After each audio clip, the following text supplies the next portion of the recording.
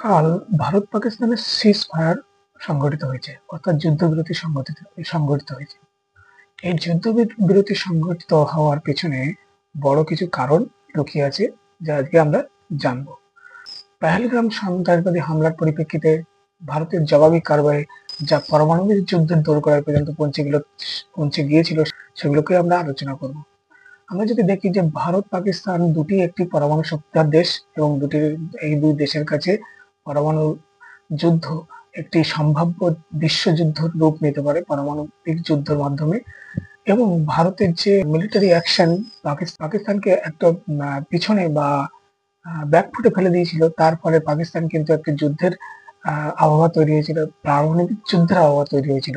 এবং এই আবহাওয়া আমেরিকা মধ্যস্থতায় ভারত ও পাকিস্তানের মধ্যে শেষ পর্যন্ত এই সিজফায়ার বা যুদ্ধবিরতি সংগঠিত হয়ে থাকে। কারণ আমাদের জানতে হবে, ভারত কখনোই চায়নি যে এই যুদ্ধবিরতি হোক। ভারত কিন্তু পাকিস্তানকে একটি বৃহৎ লক্ষ্য নিয়ে, অর্থাৎ পিওকে দখলের লক্ষ্য নিয়ে এগিয়ে যাচ্ছিল। কিন্তু এমন একটি পরিস্থিতির দ্বার প্রান্তে আমরা উপস্থিত হয়েছিলাম, যার ফলে এই যুদ্ধবিরতি সংঘর্ষ আমাদের করতে হয়েছে। এর কিছু কারণ আছে। ভারত পাকিস্তানের এয়ার স্ট্রাইকের মাধ্যমে প্রায় 7টি এয়ারবেসে হামলা করে। তার মধ্যে একটি ছিল সার্বধায় অবস্থিত কিরানা হিলস। এই কিরানা হিলস এই হলো পাকিস্তানের পারমাণবিক অস্ত্র ভান্ডারের আন্ডারগ্রাউন্ড ফ্যাসিলিটি। এটা হলো একটি পাহাড়ের অভ্যন্তরের নিচে, এই নিউক্লিয় গুদাম ঘর রয়েছে পাকিস্তানের।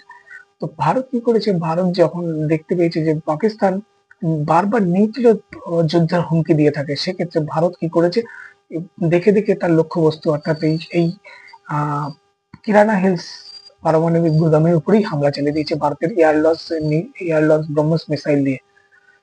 এই এয়ারলস ব্রহ্মস মিসাইল, যার গতি 3 ম্যাক 3 বা শব্দের 3 গুণেরও বেশি, সেটাকে আটকানোর মতো এয়ার ডিফেন্স পাকিস্তানের নেই। এবং পাকিস্তানের এয়ার ডিফেন্স, চাইনিজ থেকে নেওয়া যে এয়ার ডিফেন্স গুলো আছে, সেগুলো সমস্তটাই অকেজো করে দিয়েছে ভারত। যা একটাও সফলভাবে কোনো ভারতের মিসাইলকে আকাশে ধ্বংস করতে পাকিস্তান সমর্থ হয়নি। আমরা এখানে যদি জানি যে কিরানা হিলসে কি হচ্ছে, কিরানা হিলসে পাকিস্তানের রয়েছে সেন্ট্রাল অর্ডিন্যান্স ডিপার্টমেন্ট এবং সেন্ট্রাল অ্যামুনিশন ডিপার্টমেন্ট। এর নিচে রয়েছে পাকিস্তানের পরমাণু অস্ত্র ভান্ডারের গুদাম। 1980 থেকে 90 এর দশকে পাকিস্তান এখানে বারবার ক্রিটিক্যাল নিউক্লিয় পরীক্ষা চালায়।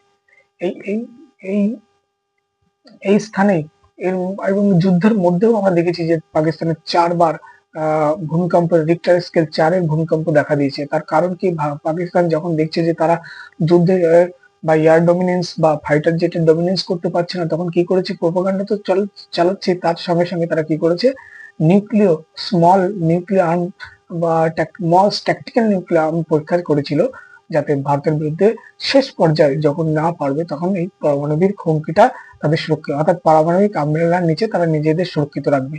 এবং সেহেতু তারা কিন্তু একটা সময় যখন দেখলেন যে তাদের পারমাণবিক ডিপো বা আমুনেশন বা এয়ারফোর্সের স্টেশনগুলোতে ভারত এয়ারলস ব্রহ্মস মিসাইল দিয়ে আক্রমণ করছে, ফলে তারা বাধ্য হয়েছে পারমাণবিক হামলার প্রস্তুতি নিতে।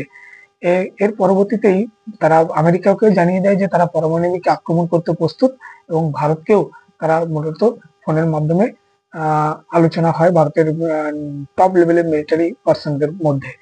ফলে কি হয় যে আমেরিকা এই দুই দেশের মধ্যে মধ্যস্থতা করতে উদ্যোগী হয়, এবং আমেরিকার মধ্যস্থতায় শেষ পর্যন্ত, এবং পাকিস্তানের অনুরোধে আমেরিকার মধ্যস্থতায় কিন্তু শেষ পর্যন্ত সিজফায়ার করতে ভারত সম্মত হয়। কিন্তু ভারতের কখনোই লক্ষ্য ছিল না যে সিজফায়ার করা। ভারতের লক্ষ্য হলো কি করে পিওকে দখল করা, এটাই ভারতের প্রধান লক্ষ্য। এবং পাকিস্তানকে যেন কোনো মতে আর কোনো দিন না দাঁড়াতে পারে পাকিস্তান, সেটারও একটা প্রচেষ্টা ছিল। কিন্তু এই এই শেষ মুহূর্তে পাকিস্তানের যে নিউক্লিয়ার থ্রেট এবং নিউক্লিয় যুদ্ধের যে ইঙ্গিত বিশ্বব্যাপী এক ধ্বংস, লক্ষ লক্ষ কোটি কোটি মানুষের মৃত্যুর থেকে যুদ্ধ থামাতে। এর পরবর্তীতে আমরা আজই দেখেছি যে আমেরিকার কিছু প্লে, যেগুলো মূলত তেজস্ক্রিয়তা মাপে, যেমন আছে আমেরিকার US national nuclear security administration NNSA এর বিচক্রাফট কিং এয়ার 350 এই প্লেনটি মূলত আমেরিকায় পাকিস্তানের আকাশে দেখা গেছে। কারণ কি, সার্বদা পারমাণবিক ফ্যাসিলিটি, আন্ডারগ্রাউন্ড পারমাণবিক ফ্যাসিলিটিতে ভারত আক্রমণ করেছে। তার ফলে হয়তো কোনো মতে এই নিউক্লিয় লিক বা নিউক্লিয় বিপর্যয় ঘটার একটা সম্ভাবনা আছে বলে আমেরিকা মনে করেছিল।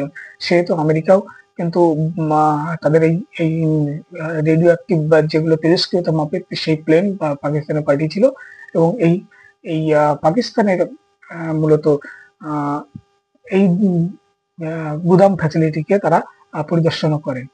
এখানে আমাদের দেখতে হবে যে ভারত কিন্তু কখনোই পিছিয়ে আসার মোডে ছিল না এবং এক শ্রেণীর বাংলাদেশিরা বলছেন যে ভারত হেরে গেছে, যুদ্ধে হেরে গেছে এবং পাকিস্তানের একটা প্রোপাগান্ডা চালাচ্ছে যে ভারত হেরে গেছে।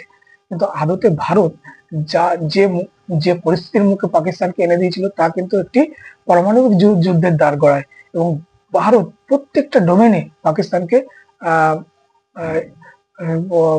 হারিয়ে দিয়েছে।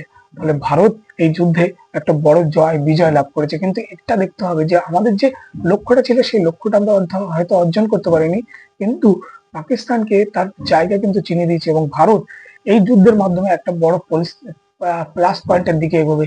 ভারতের এখন প্রধান লক্ষ্য হবে কি করে ব্যালিস্টিক মিসাইল এবং পারমাণবিক ওয়ারহেডকে আকাশে ধ্বংস করে দেওয়ার প্রযুক্তি এবং ভারতের সীমানায় প্রবেশ করার আগেই যাতে ধ্বংস করতে দিতে পারে সেই প্রযুক্তির উপরে বিশাল পরিমাণে কাজ হবে।